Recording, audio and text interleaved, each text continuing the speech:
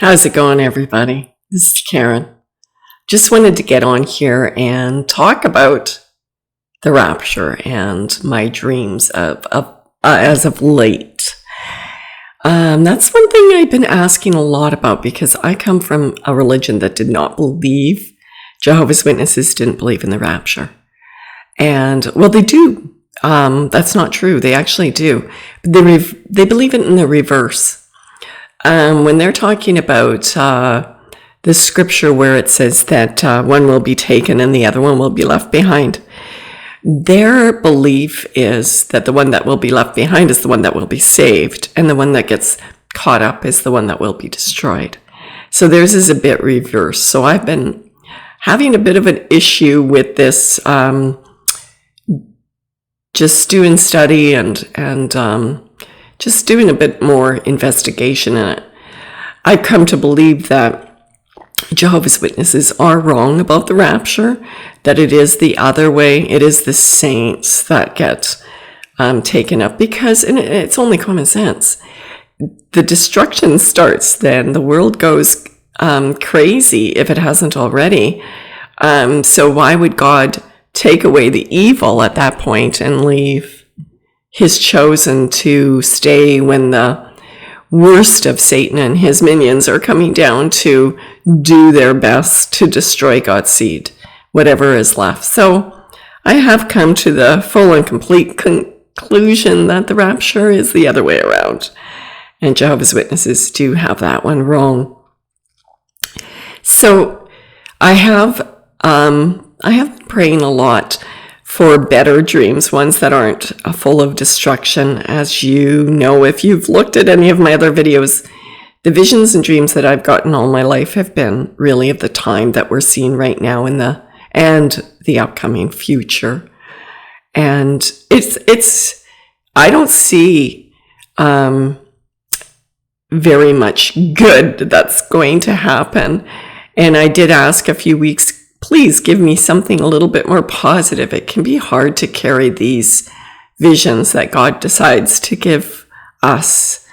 For a very long time, I never wanted to tell anybody about what I saw, about my visions, because, why make them panicked, or they'll just think I'm crazy. But I also did, mostly it was because I didn't want to let them carry that burden that I've had to carry all my life. So I did get some beautiful, beautiful dreams about the Bride of Christ a few weeks back. So if you want to go and look at that, I had a series of 3 dreams.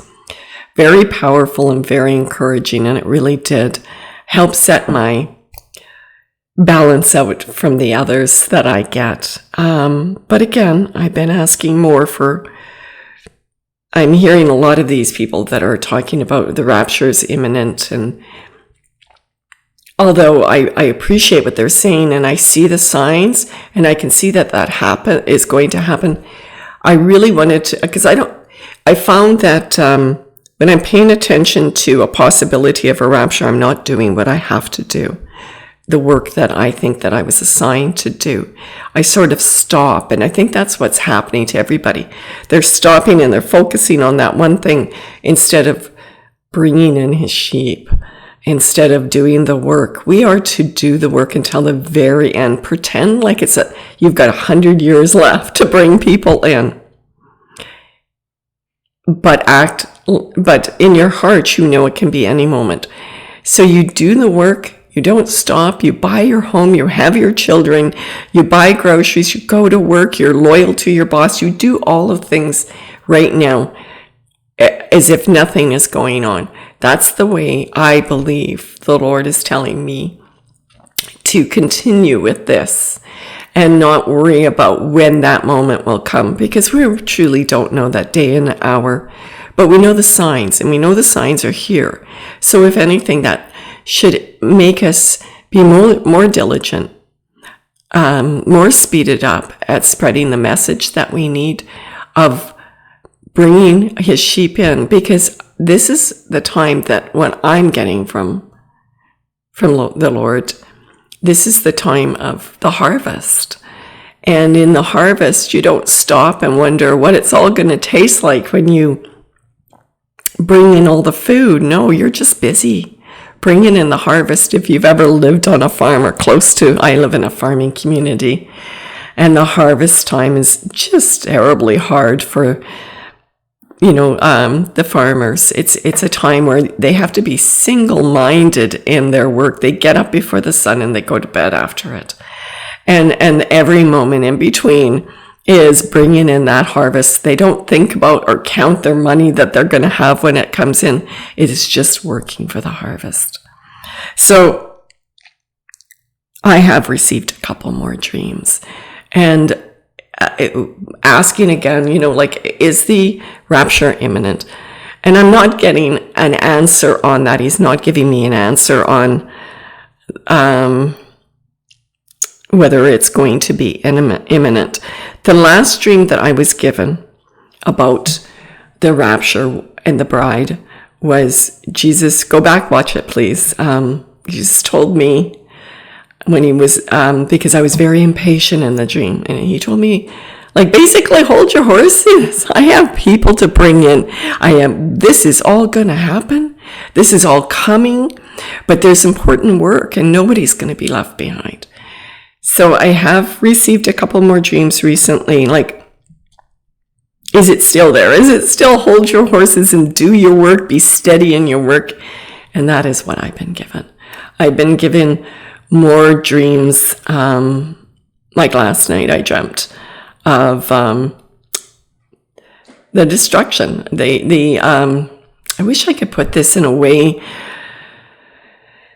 It seems like whenever I want to actually express myself, I get tongue-tied. I do have, I have a stuttering issue. I'm sure you've all noticed that. I've struggled with that my whole life. And one of the things that happened with my, with stuttering is, I will be speaking and I'll be in a flow. And I'll be picking out a word, like say I want to say apple, and I'll say bear instead. I don't know why that happens with me, but it does. So if you go back in some of my old recordings, you'll see that there is a word that kind of means what it should say in the middle of a sentence. Well, that's part of this brain disorder or whatever it is that I have of stuttering. I work really hard to be able to be fluent, but please forgive me and bear with me as I try to mumble through. But last night I was given a vision, went to bed, and I've got up a number of times and prayed, what do you want me to do? Where do you want to lead me next? And the vision I got was, again, it was basically another of the last one that I got, where we were all out in the field and displaced, and I knew that the cities had been bombed out, and this was like the remnant of the people. And it was we were in abandoned, me and my husband, we were in an abandoned house in the basement of this, and the wind was blowing, and it felt like at any moment the roof was going to come off. And we found an old mattress and a blanket, and in the midst of that was a little baby that we found along the way. Now, I'm not really sure about the significance of the baby. If you guys can figure that out, please, piece it together, do some praying on it, because I don't always understand all of the visions at the time that I get them. I get them, I may get the information later, but at this time I don't really know the significance of the baby. But the baby, we were concerned, and my husband was like, well, it's not our responsibility. And I was like, no, it is, of course, our responsibility. Not that my husband would ever say something like that, because he's just not that kind of person. But so anyways, the baby, we put him on a little mattress, or I think it was like a pillow beside us, but there was no blanket for this baby. But I put the baby there, and next thing you know, the baby crawls under the blanket that me and my husband are in and cuddles up next to me. And I wake up, but I'm hearing in the midst, well, I shouldn't say I wake up right then, but as he cuddles up, there was such a beautiful feeling that I had and closeness to this child. But yet I could hear things still rocking and shaking around me, and I fell asleep like that in the dream. And then that was the end of the dream. I am getting the messages strong and clear that we are not out of the clear. This is not going to end tomorrow. This is not the raptures. We're in the midst of the harvest. We're not at the end of the harvest. I'm not talking about years here. I'm talking about right now. We are just like, it's literally, we got half the grapes still on the vine. So we have to be patient and we have to work at doing that. Things are going to get worse before they get better. And I don't understand why people in Canada and the United States don't understand that, in the Western countries, that it's going to get worse for them. Because if you look all over the world, if you look at what's going on in all the other countries, they're going through the Great Tribulation right now. Like, they're going through symptoms of it, or of the last days, definitely. We're seeing tornadoes and earthquakes and tsunamis and whatever you can think of that are destroying whole countries and are displacing people all over the world right now.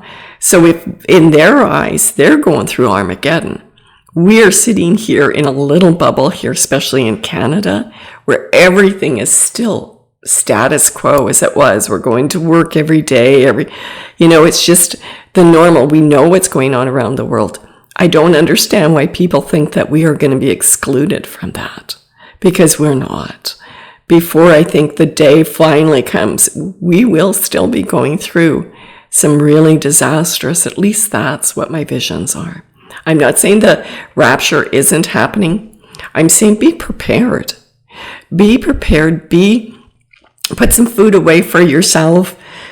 This is not happening overnight. It's going to be a while, and we are not going to always live in this bubble. So that could change tomorrow. I see things happening and speeding up so quickly around the world.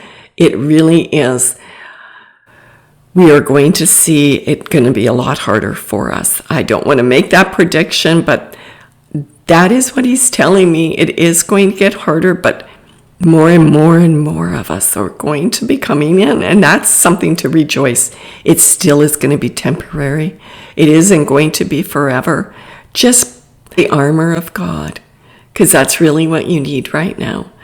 Do as much studying as you can. Do as much praying as you can, and just walk with the Lord. He will help you through this time. I want to put a little clip on of really what's going on so you can understand what I'm saying about how we are living in a bubble right now. I'm not putting this video on to frighten you, just to make you aware. So I won't talk to you again. Like and share and subscribe, and stay in love and light. Talk to you later. We've got rioting now in Iraq, huge rioting. They're killing the rioters with live ammunition. The United States is still there. Why? We're still in Iraq. We've conducted so much evil out of Iraq through their welfare department by supplying ISIS with so many weapons thanks to the Obama administration. They're still supplying weapons to ISIS to kill American troops. And the Iraqis are sick and tired of war. They've had war since 1991. What is wrong with the American Congress? They have so many arms dealers in there. It's incredible. Now we have rioting in Iraq, Hong Kong. China told England, we're going to violate our treaty and there's nothing you can do about it because you have one carrier and a couple of ships. So the United Kingdom backed down and they're letting China literally kill the people in Hong Kong. And the United States sits back and does nothing to protect the people in Hong Kong, even though they're supposed to be a semi-independent nation. So expect that financial system to fall apart. In Paris, they're shooting the yellow shirts. Macron, the great Macron, the little coward girl who was a pedophile at age 15, raped by a 40-year-old teacher, now president. We have a pedophile who has homosexual sex in the Palace of Versailles. This guy is beyond sick. I mean, it's just what he's doing is sick. And he's shooting the protesters who are tired of Macron spending billions to pad his own pockets. In Spain, we've got northern Spain, the Basques are protesting with a couple 100,000 rioters. And then the Catalans, the southern Spain, they're protesting with over 1 million protesters. We want independence from the evil of Spain because King Carlos is the biggest drug dealer in the world next to the Clintons and the Bushes. And the Clintons and the Bushes were presidents of our country. In Havana, we've got huge rioting. Of course, the dictatorship there is shooting the rioters. In Russia, they had riots in August, and they just brought in the police and rounded everybody else up and threw them in jail. 5-6 people per jail cell. It doesn't matter. There is no freedom of speech in Russia. And Antifa, the FBI paid agents rioting across the nation. And nobody's being arrested. These are cop killers, and the cops aren't arresting Antifa. It's like the cops have gone brain dead. They're there to kill cops. Period. And you're not arresting them because the mayors and the chiefs of police are treasonous. You need to go in and arrest those people who are causing your cops to be killed. You need to arrest the mayors and the chiefs of police. They're treasonous. Finally, my brethren, be strong in the Lord, and in the power of his might. Put on the whole armor of God, that ye may be able to stand against the wiles of the devil. For we wrestle not against flesh and blood, but against principalities, against powers, against the rulers of the darkness of this world, against spiritual wickedness in high places. Wherefore take unto you the whole armor of God,